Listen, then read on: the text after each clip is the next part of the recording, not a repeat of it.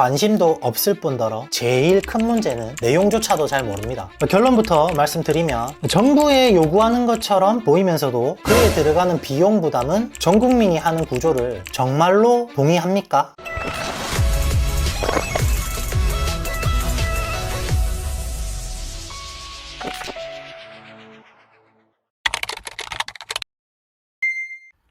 안녕하세요. 유튜브로 농사짓는 콘타디노입니다. 오늘은 양곡관리법에 대해 가지고 왔습니다.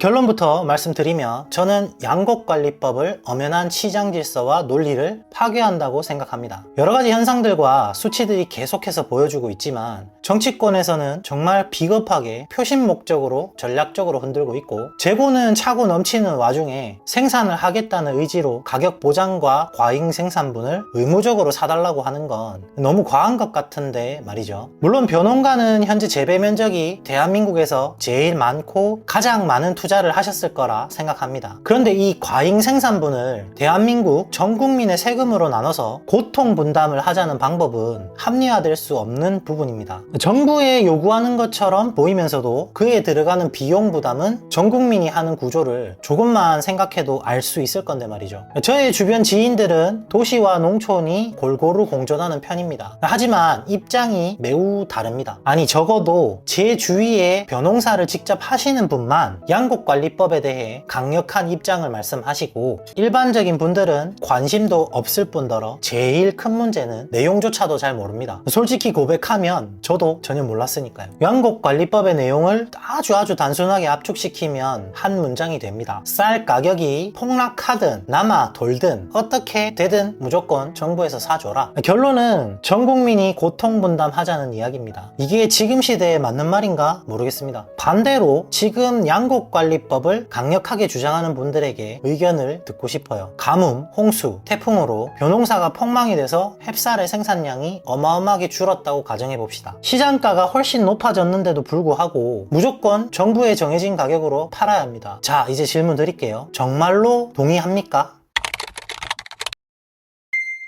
쌀은 사실 우리나라에 아주 긴 역사가 진행되는 동안 주식이었습니다. 하지만 점점 나라가 발전하는 한강의 기적이라는 말이 생긴 시대부터 쌀의 소비는 급격하게 감소하게 됩니다. 서울을 포함한 수도권의 인구는 대한민국 전체의 50%입니다. 경제 인프라가 집중되어 있기 때문에 외식 문화와 배달 문화가 발달하고 1인 가구가 증가하면서 다양한 형태로 식습관에 변화가 생겼습니다. 지금의 젊은 세대는 실제로 하루에 한 끼도 쌀을 먹지 않는 경우가 흔합니다. 쌀을 먹기에는 너무 많은 먹거리가 우리의 눈과 입, 코를 즐겁게 해주고 심지어 사진으로 남겨 추억이나 허세로서 자신을 나타내는 수단이 되기도 합니다. 헌데 쌀로 만드는 밥의 경우 즉석밥이 데이트를 친 이후부터 필수가 아니라 점점 선택으로 변하고 있는 것이 소비 패턴의 현실입니다.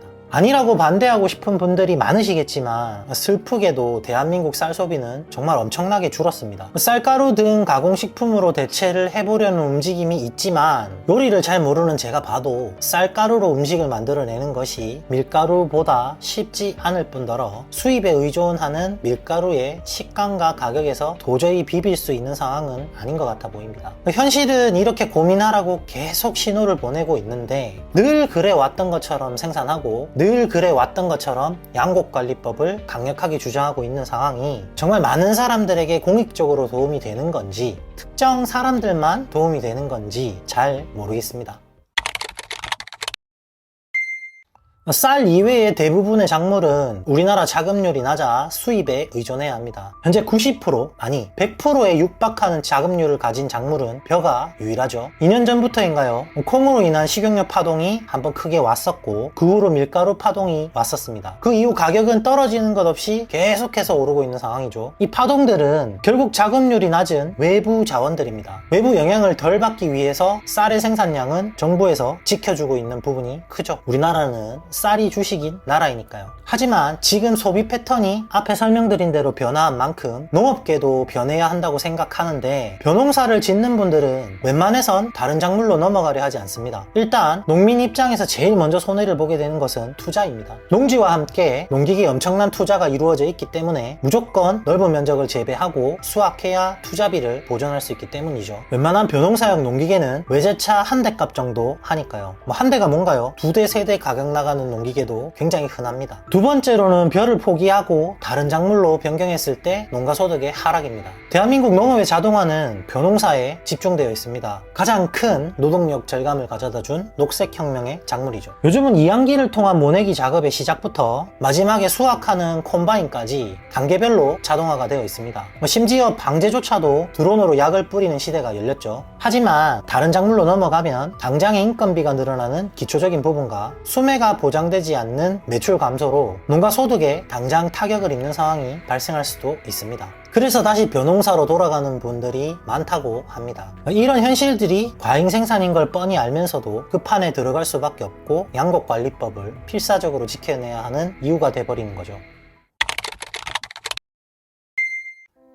노지 농사의 대표 작물인 벼농사는 자연과 함께 동업하면서 자라나는 작물입니다. 외부 환경에 그대로 노출되다 보니 기후변화의 직격탄을 맞기도 합니다. 하지만 우리나라의 기후변화의 주된 원인인 탄소 배출이 가장 많은 작물이기도 하죠. 이건 뭐 어쩔 수가 없겠죠. 면적이 크니까요. 근데 심지어 지금 젊은 층은 하루 식사 중 한 끼도 쌀을 먹지 않는 경우가 많고 세계 최저 출산율 1위라는 수치로 볼 때 미래에 태어날 세대의 쌀 소비는 훨씬 더 줄어들 거라는 아주 합리적인 예상을 할 수 있습니다. 계속해서 감소하는 소비량으로 앞으로 감당할 수 없는 재고량을 초래할 수 있다는 사실도 어렵지 않게 예측할 수 있습니다.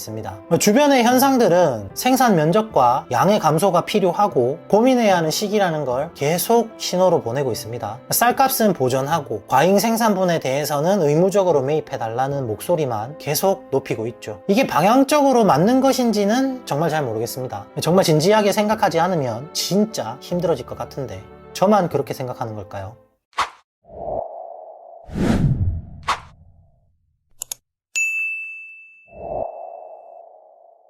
아마 오늘 주제는 저의 생각이 불편하게 다가오는 분들도 꽤 많이 계실 거라 생각합니다. 작년부터 블로그와 유튜브에서 다루고 싶은 주제였지만 불편하실까 싶어 계속 미뤄왔던 이야기입니다. 제 생각이 틀렸다면 다른 의견에 대해서도 자유롭게 댓글로 이야기해주세요. 찾아보고 또 공부하도록 하겠습니다. 벼농사는 농업 분야 중에서도 자동화와 많은 노동력 절감을 이뤄낸 발전된 형태의 농업이라고 생각합니다. 하지만 이제 양과 속도에 집중하는 시기와는 이별을 하고 앞으로의 방향에 대해 진지하게 고민해야 하지 않을까요? 현재 청년 농부들, 앞으로 태어날 세대에게도 농부라는 직업은 정말 매력적이었으면 좋겠습니다. 지금까지 유튜브로 농사짓는 콘타디노였습니다. 긴 영상 시청해주셔서 감사합니다.